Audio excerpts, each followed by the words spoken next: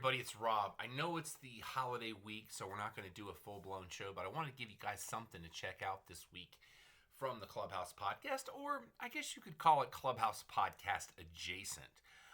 One of the things you hear me talk about on the show quite often is the fact that I have the privilege of hosting Q&A sessions at different Comic-Cons around Texas. And this past weekend, I got to do just that at the Vista Mall in Lewisville for Dallas Comic Show. So I thought I'd put up one of those Q&As for you to check out. This one comes from a guy that not only is it his first show he's ever done, it's also his first Q&A. You'll remember him from Mike and Molly mainly, but he's done voice work. He was on the Cosby Show back in the day. His name is Reno Wilson, and we had an amazing conversation that I'm sharing with you guys right now. Hey, don't forget, follow us on all your social medias. Follow everybody here at Sunset Lounge DFW. Check out this Q&A. Let me disturb you. Well, all right, let's dive in then. Welcome to Dallas Comic Show. We're so glad you're here. We're going to dive in. My name is Rob. I am your Q&A moderator for today, and we are coming in hot. Woo-wee! Joining me right now, a man that is flirting with triple-digit IMDb credits. Triple digits. This is Reno Wilson. How are you, Yes, sir? I'm good, Rob. We're so glad that you're in. You said this is your first show? This is. So this is your first Q&A then? This is my first I will take it. Q&A, first show, making a lot of rookie mistakes, not having pictures from the shows that I've been in, but it's been fun just meeting You people. got a lot of pictures up there, though. Got a lot of pictures. There's been a lot of shows. Yeah, and we're going to talk about some of them. I'm fortunate to have been around for a Let's while. start at the beginning. Oh, my East God. Coast guy, Yes. as am I. Yeah. Oh, yeah? I'm from South Florida. Yeah. So technically we're from the same place because people leave New York and go to Florida, especially Fort Lauderdale. Brooklyn, Florida. Brooklyn. What are you going to do? Yeah, State University of New York. You went SUNY to Purchase. No, you did. I didn't. went to SUNY Purchase. Yes. Okay. Oh, wow. Okay. So Rob does his work, you guys. I do. You really, your career has been so varied. Yes. You've done so many cool things. Yeah. But I want to start with some of your voice work. Okay. Because for people that don't know, you did a lot of Transformers voice work. Yeah, I did the first 5 Transformers. And we had a guy here about a year ago who was one of your cohorts, Mark Ryan. Who did I don't know if you ever met Mark. Mark did a bunch of different Yeah, when you ones. do the voiceovers, you rarely work with the other voiceover artists.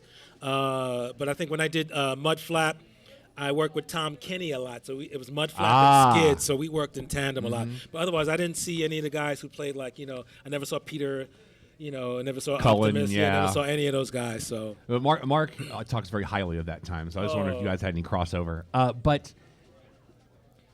when you get something like Transformers, you and I are roughly the same age. We'll put it out there because don't let this fool you. Come on, man. I am no spring chicken. don't let the grade and the physique fool you. I've been here for a while. So was that something that was in your wheelhouse, and then you get something like that, and you're just like, Absolutely. As a child, all I did was voices at home. I'm a comic book guy. I'm a cartoon guy. Who was your hero growing up, comic book wise? Comic book wise, well, What was your go-to? In my Underoos, I had my Spider-Man and then the Hulk. Okay. So I used to always be in Kept the mirror. it on the Marvel side. Yeah, it was definitely Marvel when I was coming up.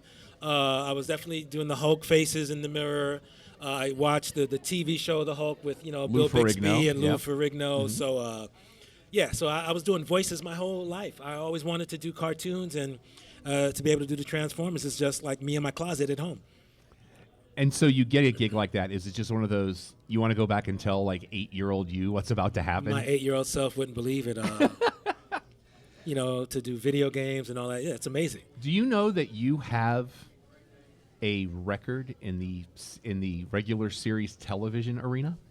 A record? Mm-hmm. So you were on a little show, maybe a few episodes, called Mike and Molly. Yes, 127.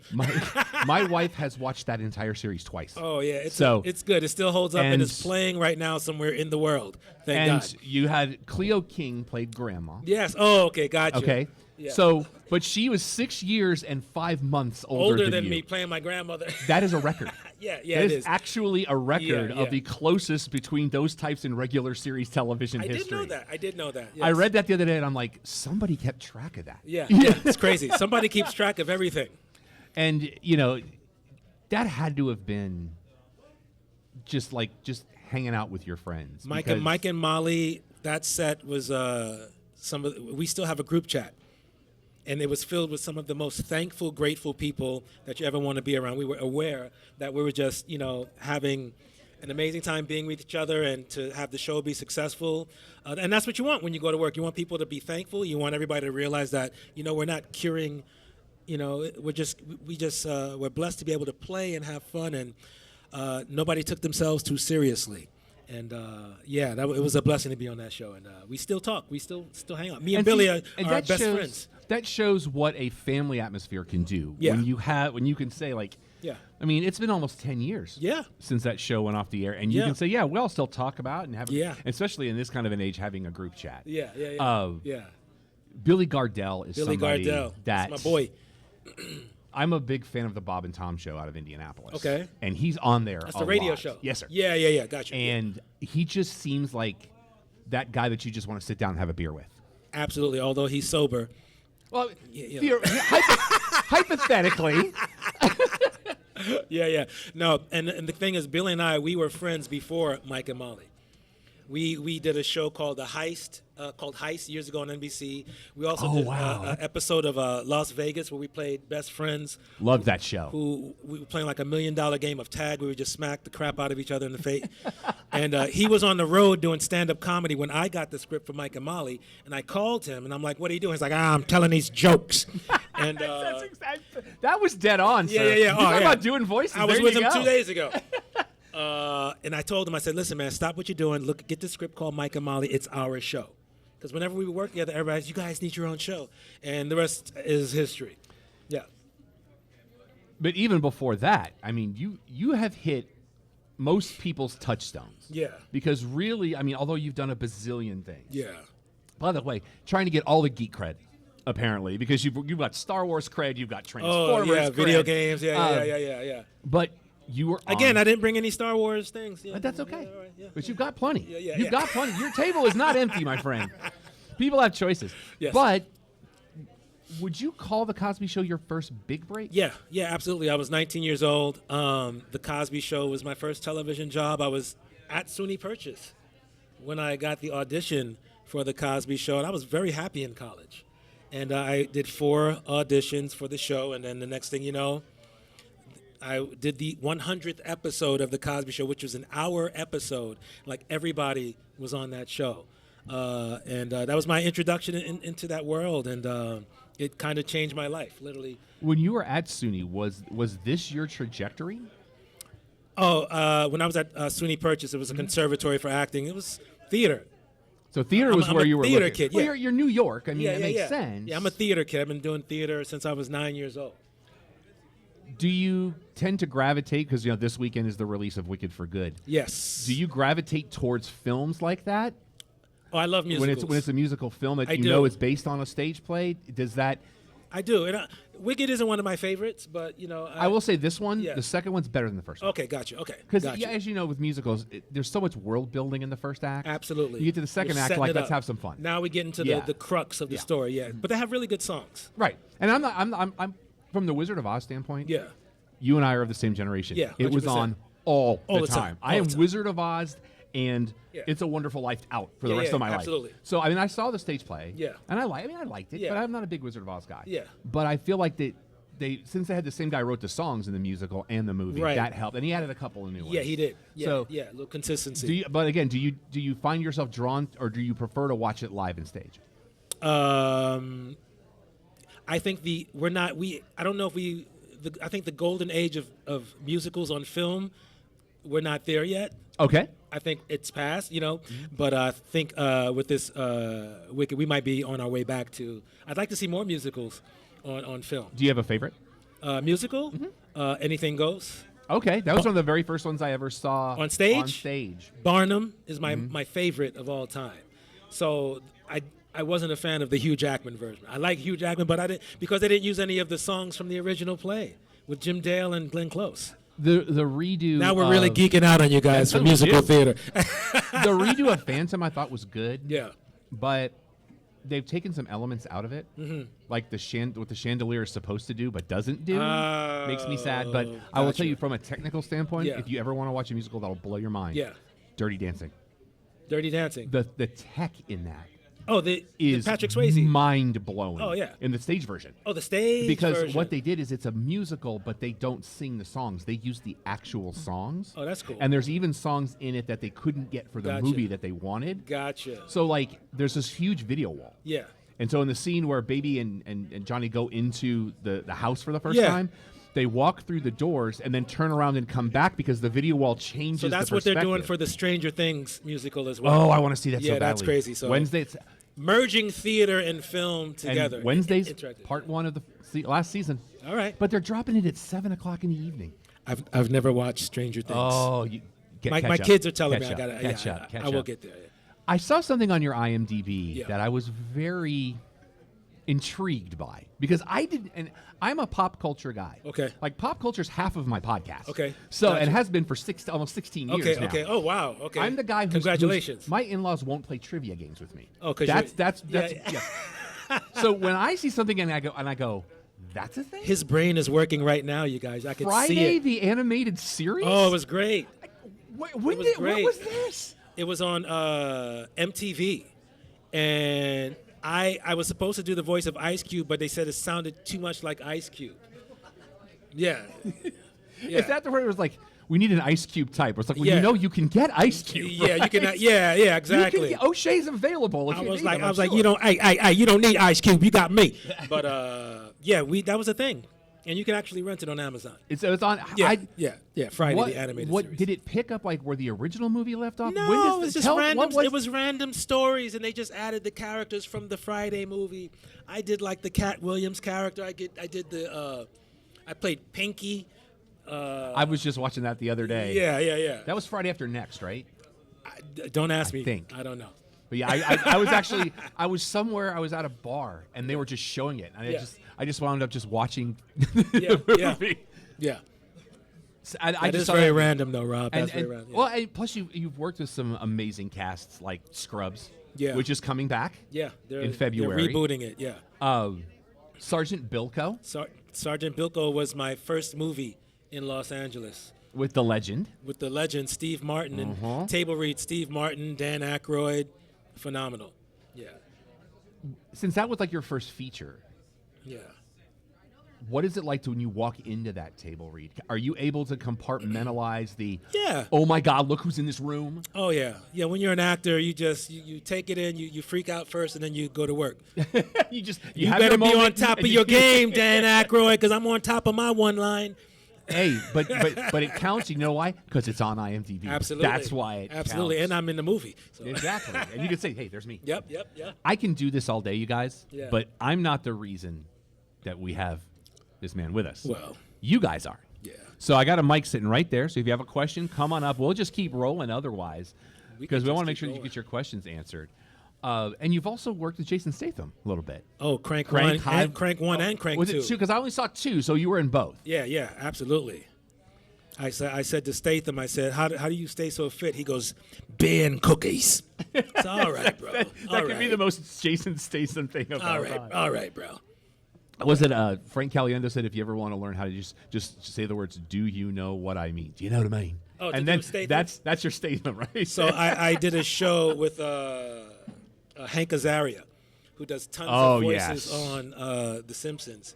It was the first sitcom that I did. And I said to Hank, he gave me great advice. He said, if you want to do voices on cartoons and stuff like that, you just do impersonations. Your bad impersonation creates a fresh voice for a character. You get it? Yeah. So yeah. Do you differentiate between the words impression and impersonation?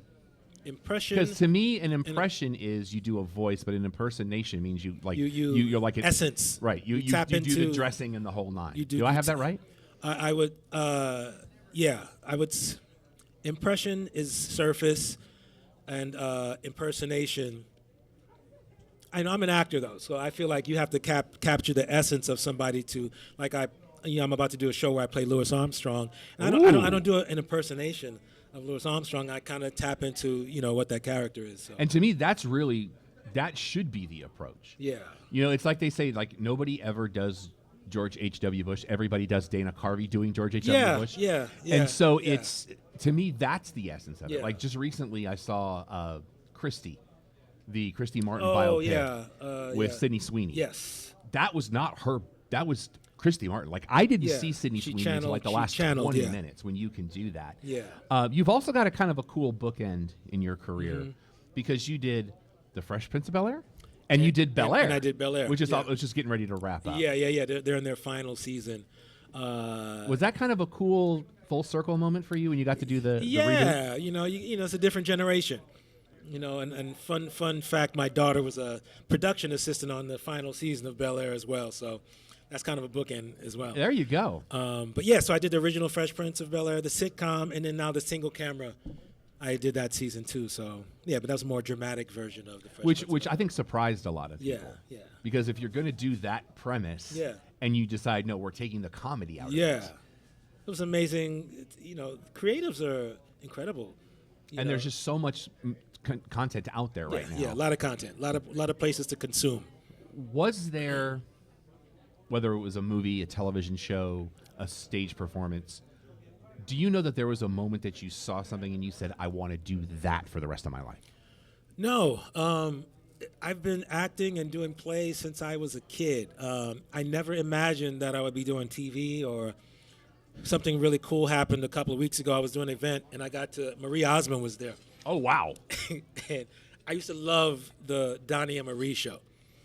And you know how, yeah, It was the 70s. It was the 70s. We took what we were given. But at the end of the show, you know, they would sing the song, May Tomorrow Be a Perfect Day. And Marie's at this thing, and at the end of the show, I'm co-hosting the show, and I got to sing that song. Oh, nice. And Marie Osmond was lovely in person, so I would never think that I had my younger self would never imagine I had the opportunity to meet the people that I've met, to act with the people that I've acted with, to have people come up to me and do what I did when I was a young kid. Yeah, it's I'm very very thankful. What was the first time you were starstruck? Starstruck, or if you have been? Starstruck. That's a tough one. I've worked with Denzel. Right now, he has my favorite movie of the year.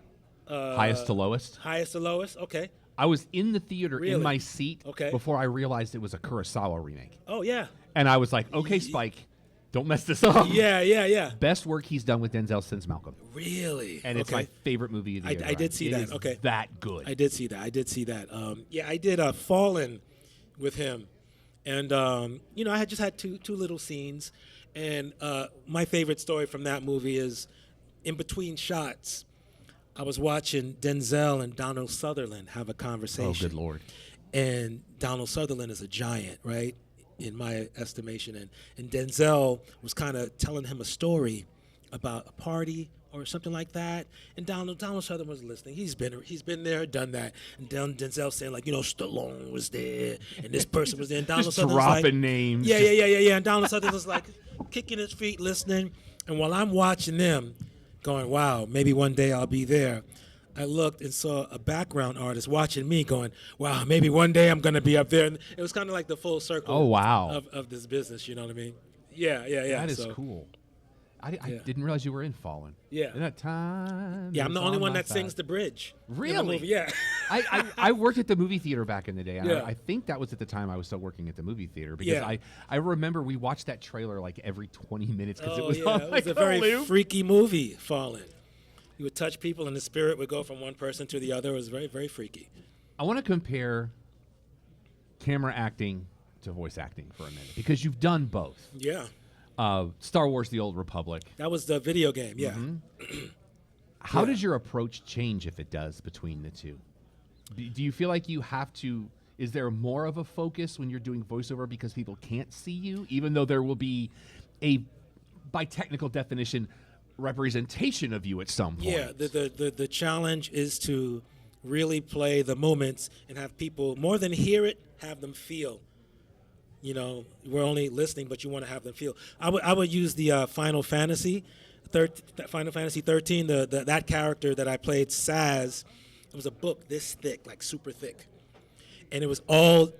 And we redid the video game, and it was all in Japanese. So and Japanese has very different intonations than when we speak English. So you kind of had to translate the feeling into the video game. That's the video game that I get the most response from. And he was also a father who was trying to save his son.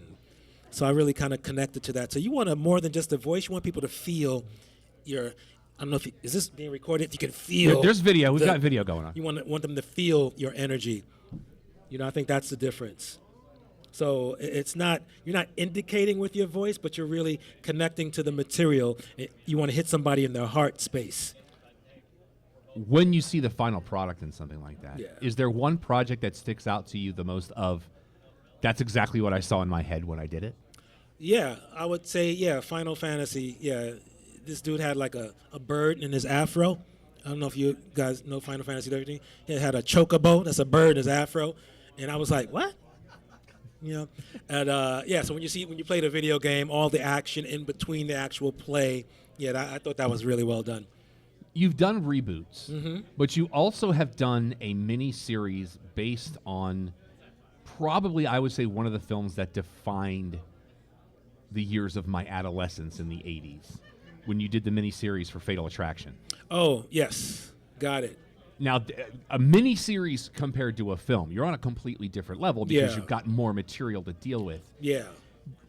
In your process, do you have to block that out of your mind and say, this is what I'm doing? That's a great question. Or do you prefer to pull from that, not necessarily verbatim, but do you prefer that level of inspiration? Or you're like, no, I need to put that to the side because this is not that? Yeah, the Fatal Attraction series was on Paramount Plus. That was a reimagining of the movie with Glenn Close and Michael Douglas. So Lizzie Kaplan? Lizzie Kaplan, Josh Jackson. So it's like a reimagining. So you didn't have to see the original film, like for all you young people, you didn't have to see the original film to connect to what we did with that. So you had fun and a little bit of more, leeway to play. When you want to just kind of get away and just kind of reset your brain, what kind of things do you like to do? I play the piano. I play music. On my Instagram right now, I have a thing called Throwback Joint Thursdays. Nice. You try to figure out the 1990s R&B song that I play on the piano. And I am going to go check that out. I've been a DJ since I was 16. Oh, really? So now I'm going to challenge myself. I wonder if you know the joints that 90, I play. there's a shirt that I've always wanted to get that says, if the lovin' ain't like 90s R&B, I don't want it. Yeah. So, and I agree with that. Although we did a lot of begging. My poor wife's getting that 90s love right now. You said you want diamond. Yeah. So gotta ask somebody. But that's what I do. Yeah, I play music at home and I hang out with my wife. We own a spinning yoga studio in LA. So come get some yoga, come ride outside with the silent disco headphones. It's called the Cycling Pigeon. Okay. I like that. The Cycling Pigeon. Yeah, the Cycling Pigeon. Cycling and pigeon is a yoga pose. Come with the microphone. You got to get to the microphone. You got to talk because I want to get this on the recording so we can hear you. What's your name, sir? We have our first cue at the Q&A. Go ahead. A while ago, you mentioned the Louis Armstrong project. Yes, sir. More about that. Okay. A little bit more about playing Louis Armstrong. Oh, so I didn't realize this was going to be a life project, but I did play Louis Armstrong in a movie called Bolden in 2019 for 7 minutes. But I've been working on my own project about Louis for quite a while now, and it's we're working on a stage show. And I actually performed at Lincoln Center with Wynton Marsalis in the Lincoln Center Jazz Orchestra, where I sang as Louis. And there's also a limited series that we're getting really close to shooting now. So without Louis Armstrong, there's no modern music. Without Louis Armstrong, there's no hip hop. There's, with Louis Armstrong, all the worlds collide: social, economic, political. This is a man who started from abject poverty and ended up becoming the most beloved artist in the 20th century. Oh, yeah. Oh, yeah, Daddy. And you got to perform. We're about to bring it to you. About to bring you some of that good stuff there. Yes, and when you get to play his stuff with anybody that has the last name Marsalis. Oh, listen, man. I'm bona fide at that point. That is different level. Yeah, for sure. I'm also a saxophone player. Oh, so, you are? So, yeah, man. Yeah, when it comes to... So Wynton's going to be the executive producer on my project, and it's called Pops. He and his dad did an album of all Peanuts music. Yeah. It's called really? Joe Cool's Blues. That is fantastic. That you have to check out. The Marsalis family, they carry the torch. So That's like way too much talent for one family to have. It's crazy. Share some of it with the rest of us. That's all I'm saying. All of the Marsalis boys, they just... Musically, what's in heavy rotation for you right now? Musically? Like, what's like, you're in the car, you're going to cue something up. What's in heavy rotation for you right now? Like I said, 90s R&B a lot right now. A little Anybody specific? hip-hop. I almost brought my Going Coconuts album. And then again, so my wife and I, we own a spinning yoga studio, so it's like I'm married to a 19-year-old. She's playing all the latest, lil this, lil that. I'm a hip-hop dude, so specifically, I'm playing actually right now, I'm playing, oh my God. I'm playing Guy, a lot of art. I'm playing Guy. I'm playing Jodeci. That second album was strong. Jodeci's going to be in Oklahoma in March, I think, playing at the casino. Yeah. I'm playing a lot of that. New Edition is always in rotation. New Edition, that's the list, right? My bucket list was when Bobby got kicked out of New Edition, I knew I was going to be in the group. I was ready. But then they got Johnny Gill. But well, the only that, and I did. A lot of people say this sounds blasphemous, but New Edition and the Beatles, only two groups where every member had success outside of the band and in the band. Absolutely. The only times it's ever happened. You better let them know. Yeah, and that's and I'm a huge New Edition. Yeah. That's my wheelhouse. Yeah. Like, me too. I love Bobby. I do. Yeah. But Heartbreak was that was the album. Any Heartbreak? Yeah. Oh. You don't get to start talking about New Edition. Can you stand we need the rain? to start You better call a somebody. New Edition podcast. That's boy, you don't even get me started. But They're touring with. They're about to tour with Boyz II Men and Tony Braxton. That's a lineup. Yeah. Well, 75% of Boyz II Men. Anyway. Yeah, 75%. But I've seen both versions of that, and it's still great, no matter what. Absolutely. I saw them at like a concert hall, like our local opera house. Yeah. They played there. Really? And it was like a pop-up show because it was local musicians. They're amazing. They were in town because they were here to see Beyonce and Jay-Z, and they were like, hey, we should do a show while we're here. We should do a show, too. and the Windspear Opera House was like, come on by. I play a lot of Jay. I play a lot of Jay because he's from Brooklyn. I'm from Brooklyn. So, Hova is always on rotation. Yeah. Doesn't write lyrics. Yeah. Doesn't write off the dome. No, off the top. That's right. Yeah, so. Who's on your bucket list of people to work with right now? You've worked, Tom Hardy. Okay, big fan. Tom Hardy,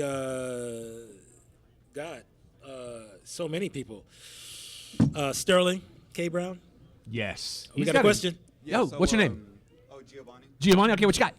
So, Reno, during your time on Dexter, Original Sin, did you ever get to meet Michael C. Hall, even though he recorded his lines? We hadn't gotten to Dexter Original Sin yet, but it's on my list, absolutely. Oh, yeah, we definitely got to meet Michael. I met him at the premiere of Dexter Original Sin, and we did our first Zoom table read. He was on Zoom, and really cool dude.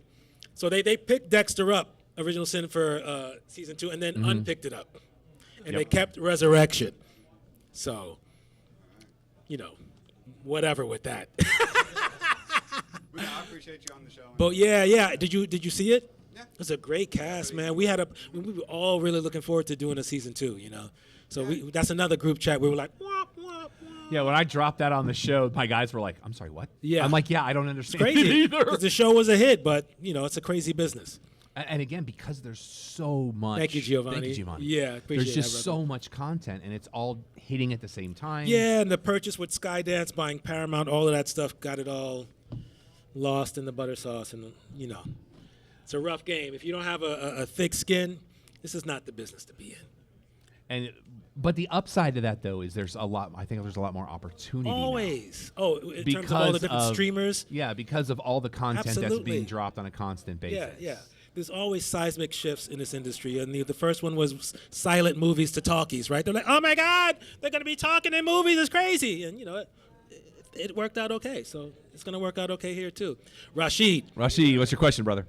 Hey, so there's been a steep decline with the traditional sitcom format. So one of the benefits of doing the traditional sitcom is that you do get the live audience. Yeah, nothing like it. So what's been like some of like some good audience projects that you've had? With the live audience? Yeah. we talk about that. The sitcom, so you're talking about it's called a multi-camera, right? Multi-camera is when you have 4 cameras and there's an audience. Like single camera comedy, that's not a sitcom. So I got a real problem when they make that its own category in the Emmys. I think that should be its own thing. And then The Bear being a comedy, that's just because The Bear is 30 minutes long.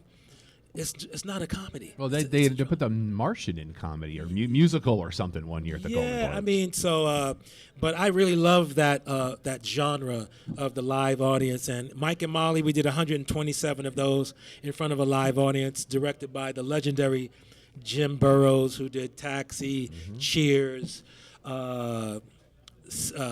Frasier, Will and Grace. He's just like the master. He's that guy. He's the dude. So working with him and Chuck Lorre is like a master class in working in sitcoms. So I always root for the sitcom to come back. It's hard to do it well. But the audience is nothing like a live audience.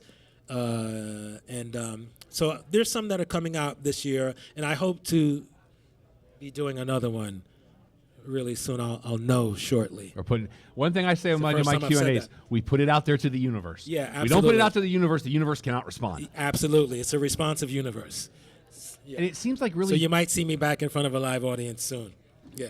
CBS really seems to be the only people really holding on to that. Well said. Yes, exactly. Yes. ABC, they've gone to the single camera. Yeah.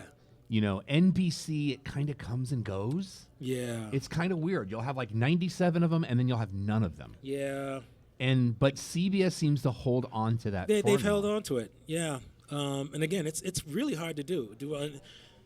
Shows can be on forever and not be, in the pantheon of the greats.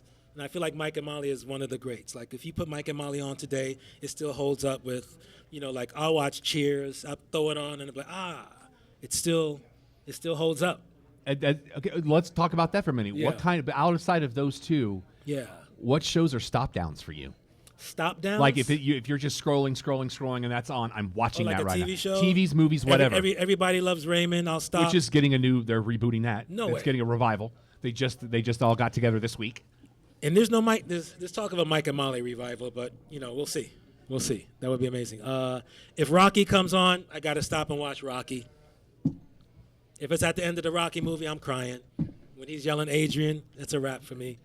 And that's one of those films that... The Matrix. Oh, the first one. The first one. Okay, so we have a place here. It's right up the street. It's called Cosm. Oh, you have one out here? Yeah. I haven't been there yet. There's one in L.A.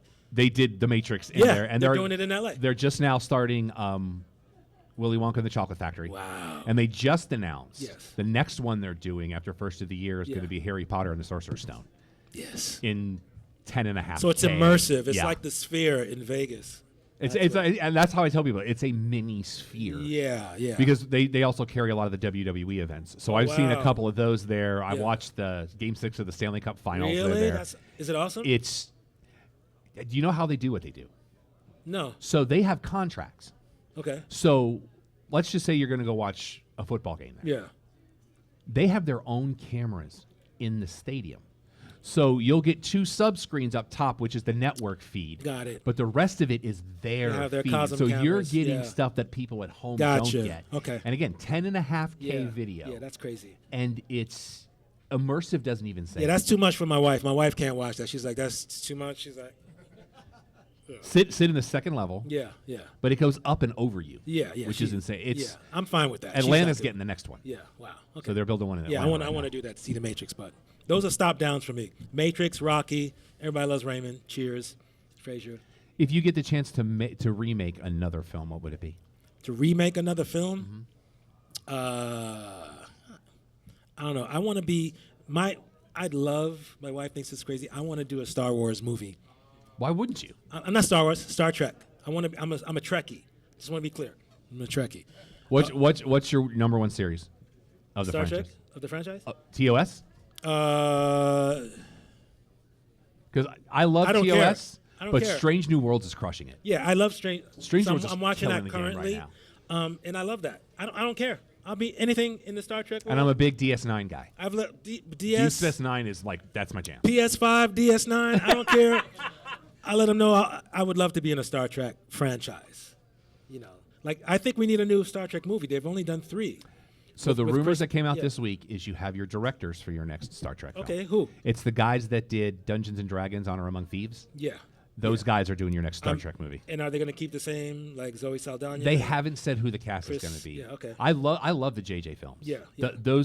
The way he started that series off of like, here's how we're going to tie it all together. Genius. Yeah, I just those are very rewatchable. Yeah. I want in. I don't care. I'll play a Klingon. Hey, I'll play. I'll wear a red shirt. Yeah. I don't care. I've got a red shirt coming in the mail. If you got a red shirt, that means you're gonna get killed immediately. Yeah. I've got one coming in the mail that says. Once they beam you down, that's a wrap. Well, I saw. know you heard the talk. Yeah. Mine's coming. I got a shirt coming today or tomorrow. I think it says. Really? I beat the Kobayashi Maru, and all I got was this red T-shirt. I saw that. I'm like, that's a purchase. Yeah. You got to get that. Let's see. Any other hobbies that you have? No. I play music. I work out a lot, and Any sports that you keep up with? I currently am watching basketball. Usually. Who's your team? I've been in LA for 32 years, so. So the Clippers. I like the Clippers. I'm a Laker fan. I'm more of a fan of players. Ultimately, when LeBron first got into the league, you remember the Sprite commercials? And they had the little doll named Thirst with the afro. I used to do the voice for Thirst. Really? Yeah. So that was, I should have brought some See? So rookie mistake. I didn't bring any. Make a list. Just make a list. These are the 8x10s I got to bring for the next show. Yeah. So I've been following. I've been a LeBron fan for a long time. I was a Jordan fan. But currently I think Wembanyama is a problem for the league. If you watch basketball. And my Florida Gators now have that kid that's 7'9". Is this football? Basketball. Basketball? Oh, really? University of Florida's got a kid 7'8", 7'9". He's the tallest basketball player in the world. I don't know what's happening. And he can probably handle the ball, shoot the rock. That's what I'm hoping. Yeah, that's crazy. So. See, I'm a Heat guy. Yeah. Because I got to root for my hometown. I'll root for the Mavericks if I need to. Okay, they got Cooper Flag. He's doing well. He's showing improvement. He's got to carry that whole thing right now. Yeah, he is. Some players have that gene, that clutch gene. I think he has it. I think Wembanyama has it. They're not afraid in the moment. But we'll see. We talked about people you want to act with. Mm-hmm. Who do you want to have direct you? Who's on your bucket list? Oh, Antoine Fuqua. Love him. Yeah. Replacement Killers. Let's go. Ryan Coogler. He said this week, Black Panther 3's next. I know. And he's also doing X-Files. That keeps coming and going. It's like, make a decision. Yeah. And TV show. Yeah, they're doing, and it's a reboot, but it's still going to connect. Yeah. Sinners blew me away. It's amazing. That was one of those films that was just like. Is that up for? It'll be up this year. It better. Yeah. It better because. Yeah. That film. Yeah. I waited until it was on HBO because I have a policy. I live by a code. Yeah. I thought it was a horror movie, so I don't watch horror movies because I refuse to give somebody my time or money to try to make me pee on myself. Well, that's not fair. But my co-host was like, "No, dude, this one I'm telling you, because he loves horror movies. It was watch kind of this a horror vampire. So, yeah. And like it was From Dusk Till Dawn for a different generation. Yeah, and that's how I took it because I love that. Like rock and roll horror. Yeah. Definitely. And I was just like. And it's one of those minutes like, oh, it's over. No, we got 30 more minutes to go. Yeah. And it's about to get more real. Yeah, it was really good. Michael B. Jordan was crazy. And I missed the IMAX re-release in that because I wanted to see that in IMAX. Oh, yeah. It was phenomenal. The next series I got coming out, Michael B. Jordan is actually executive producing it. It's called The Greatest, about Muhammad Ali. Oh, let's go. And I play Bundini Brown. Okay. Who, created Float Like a Butterfly, Sting Like a Bee. And it's a limited series, so it's going to do about 3 seasons. The first season is Cassius Clay ends with him fighting Sonny Liston. And when I tell you, it's going to blow your mind. This kid, Jalen Best, who's playing Cassius Clay, Muhammad Ali, phenomenal. What did the wise man once say? His mama named him Clay. I'm going to call him Clay. Your mama named him Clay. I'm going to call him Clay. I just watched that documentary this week, The Being Eddie Murphy? It's so good. Well, that's a hero. So good. And he's so much of a hero for me, I don't want to meet him. I could understand that. Yeah. But I do want to meet him, but I don't. That's one of those things. Like these, it's like, hello, sir. Do you know who you are? Yeah. That's who I would be starstruck with. I think I would too. Eddie Murphy. And when he came back to host SNL, that was. I have a whole book of SNL skits that were inspired because I watched him. Oh, really? When I was growing up. So. And he just crushed it. Yeah. Because he's Eddie Murphy. But now, did you hear what else Michael B. Jordan's allegedly working on? The Thomas Crown Affair. Well, he's doing that now. Yeah.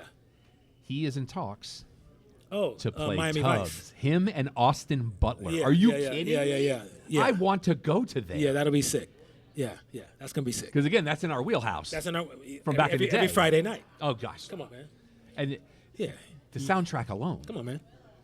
You got In the Air Tonight playing in that first episode. Oh, come on. Boom, boom, boom, boom, boom, boom. Oh, yeah. Jan Hammer in that theme song. Yeah. Absolutely. I feel like we've just lost everybody else. No, everybody remember Miami Vice Friday nights? That was it, man. We're getting close to the end of our time. That's good. So, This has been great. That's good. No. Meaning this has been great. This has been good. The last few minutes I always like to reserve for blatant self-promotion. Oh. So we want people to go to your table and say hello and Yes. shake hands and get off. But Absolutely. after this weekend, Yes. after, again, his first show ever, Yeah, I'll take it. Yeah.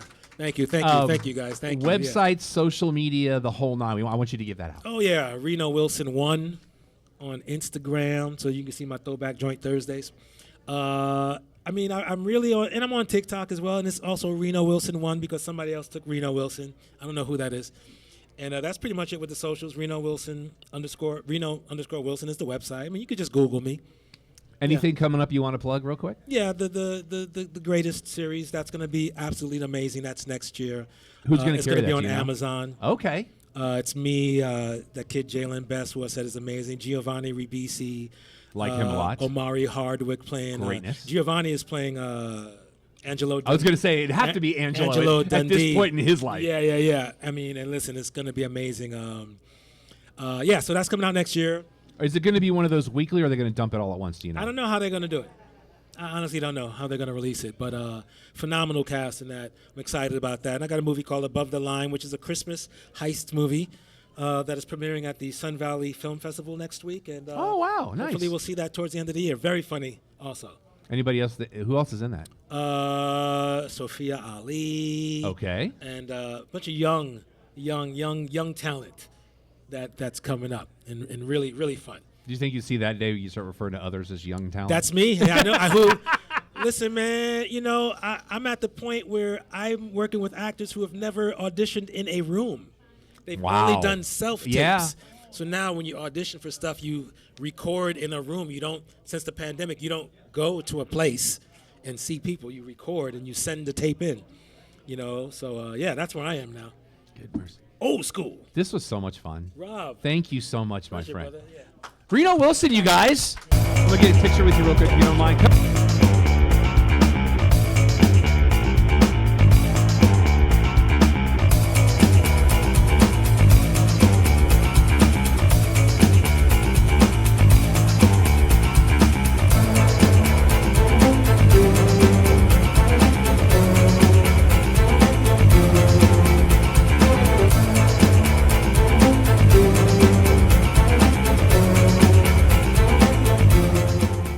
This is a Stolen Water Media production.